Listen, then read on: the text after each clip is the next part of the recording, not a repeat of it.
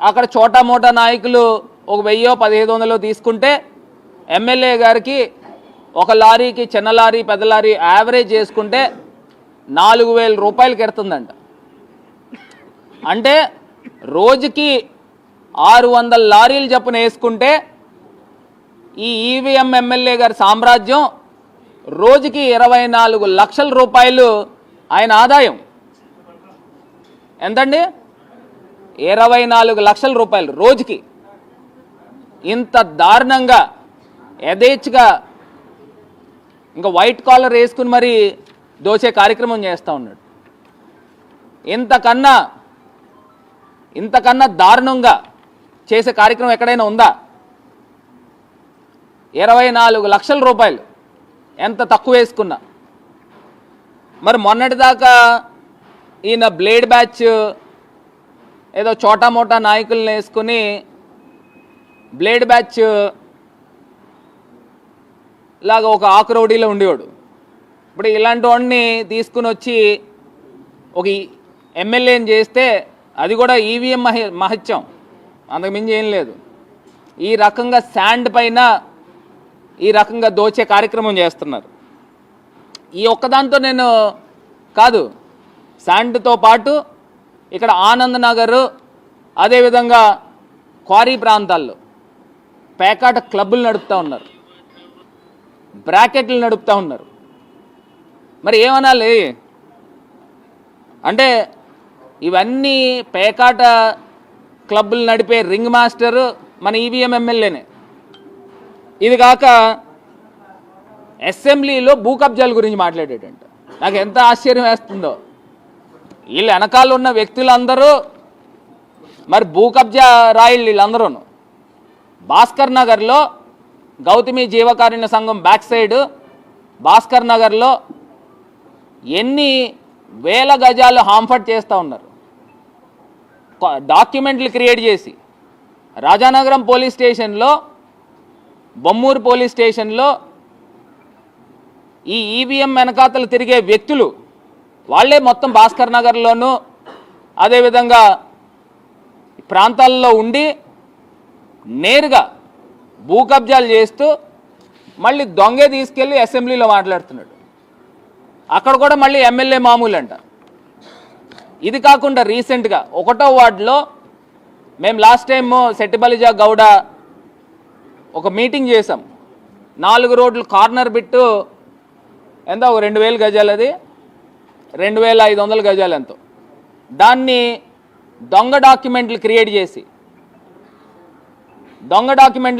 చేసి ఎక్కడ వైజాగ్ ఉత్తరాంధ్ర ప్రాంతంలో దొంగ డాక్యుమెంట్లు క్రియేట్ చేసి దాన్ని స్వాహా చేసే కార్యక్రమం చేస్తూ ఉన్నారు. దాని విలువ లాలా చెరువుకి హైవేకి సెకండ్ బిట్ అవుతుంది, లాలా చెరువు దగ్గర. దాని విలువ సుమారుగా గజం 50-60 వేల రూపాయలు ఉంటుంది. అంటే మీరు దాన్ని బట్టి లెక్కేసుకోండి, అది ఒక 12-13 కోట్ల రూపాయలు ఆస్తి. దాన్ని కూడా స్వాహా చేసే కార్యక్రమం చేస్తున్నారు. అంటే ఇన్ని కార్యక్రమాలు, ఇంత దారుణమైన కార్యక్రమాలు చేస్తా. నిజంగా నాకు ఇలాంటి వాళ్ళతోనా మనం రాజకీయం చేసేదని నాకే చిరాకు, సిగ్గు కూడా అనిపిస్తూ ఉంది. ఢిల్లీలో కూర్చుని పార్లమెంట్లో పెద్ద పెద్ద ఉద్దండుల దగ్గర మనం డిబేట్ చేసేదానికిను, ఇప్పుడు రాజమండ్రిని భ్రష్టు పట్టించే ఇలాంటి వ్యక్తుల గురించి మాట్లాడాలంటే కూడా అసహ్యం వేసే కార్యక్రమం. ఇది ఒకటే సరిపెట్లా. దీంతో పాటు లిక్కర్ షాపులు అన్నిటికి గంట కౌరు పెట్టాడట ఈ మధ్యకాలంలో. ఒక్కొక్క షాపు నుంచి 50,000 ఇవ్వాలంట. అంటే రాజమండ్రిలో 28 షాపులు ఉంటే ఒక్కొక్క షాపు 50,000 రూపాయలు ఈయనకి ఇవ్వాలంట, ఎమ్మెల్యే మామూలు. అంటే అదో 14 లక్షలు అవుతుంది. ఇది కాకుండా ఒక 10 బార్లు ఉన్నాయి, బార్కి ₹1,00,000 అంట, అదో 10 లక్షల రూపాయలు అవుతుంది. అంటే ఈ రకంగా ఈ చిన్న వయసులో ఈ రకంగా దోచే కార్యక్రమం. మరి ఇలాంటి వ్యక్తులు అనవసరంగా ఆ రోజుల్లో మరి మోహన్ బాబు గారికి కలెక్షన్ కింగ్ అని పేరు పెట్టారు. ఈయనైతే కరెక్ట్ సరిపోతాడు. ఈవీఎం ఎమ్మెల్యే గారు కలెక్షన్ కింగ్. మరి ఇసుక నుంచి వచ్చే డబ్బు అంట అందరూ చెప్తున్నారు, మేము చెప్పేది కాదు. అక్కడ మీ తాలూకా వాళ్ళు చెప్తున్నారు ఇసుక నుంచి వచ్చే డబ్బునంట లెక్క పెట్టలేక ఆ లెక్క పెట్టే మెషిన్లు కూడా కాలిపోతున్నాయంట. ఇప్పటికి 3 మార్చారంట. అండ్ మరి రోజుకి 25 లక్షల రూపాయలు వచ్చి క్యాష్ పడిపోతూ ఉంటే ఆ మిషన్ల మట్టికి ఎంతనుకో కౌంట్ చేస్తే మళ్ళీ బయట అందరికీ చెప్తున్నారంట పోయిన ఎలక్షన్లో 30 ఖర్చు పెట్టాం, ఈ ఎలక్షన్లో 40 ఖర్చు పెట్టాం, మేము 70 ఎప్పుడు వసూలు చేసుకోవాలి, ఎవరైనా బొకేలు తీసుకుని వచ్చి బొకేలు ఇస్తూ ఉంటే బొకేలు వద్దు మాకు పేమెంట్ తీసిరండి అని చెప్పే కార్యక్రమం అంట. ఇది ఇంత దారుణమైన వ్యవస్థ జరుగుతూ ఉంది. మళ్ళీ ఈ మధ్యకాలంలో నా పైన ఏదో గౌతమి సూపర్ బజార్ గురించి పాంప్లెట్లు వేయించాడు. రాజమండ్రిలో దీని గురించి కూడా మాట్లాడదాం.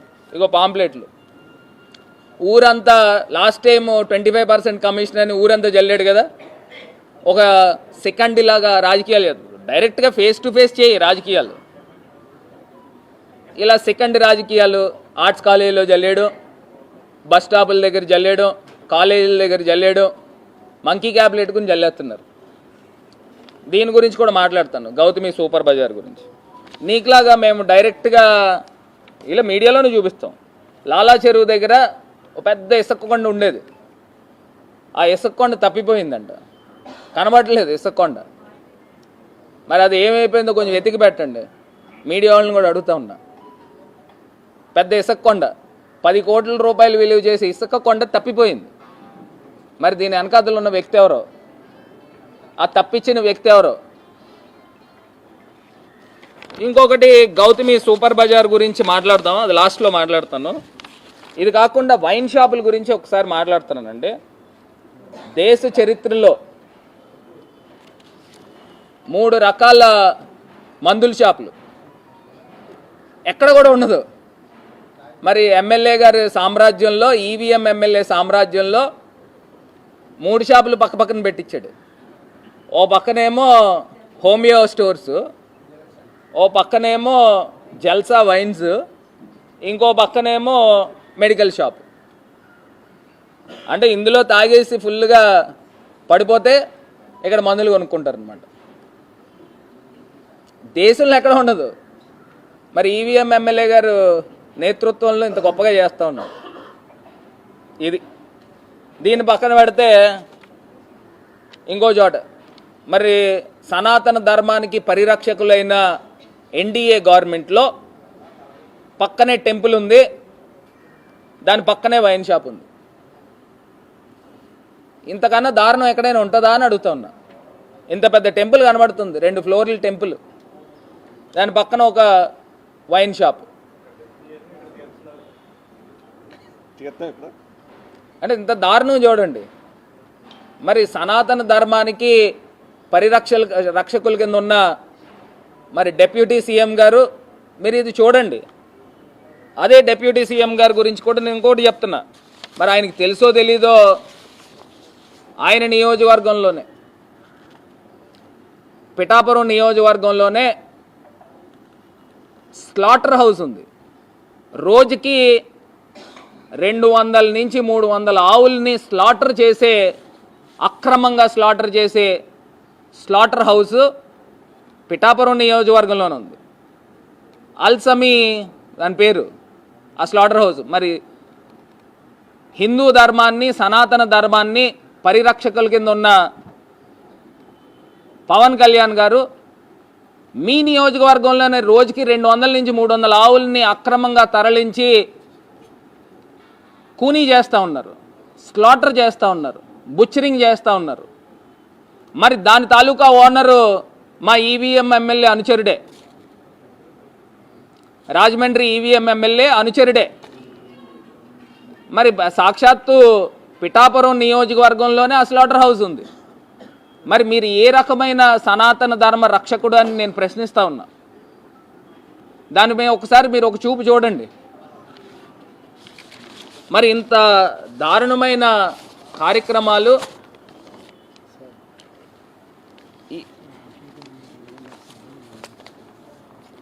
ఈవీఎం ఎమ్మెల్యే గారి యొక్క పర్యవేక్షణలో జరుగుతూ ఉన్నాయి.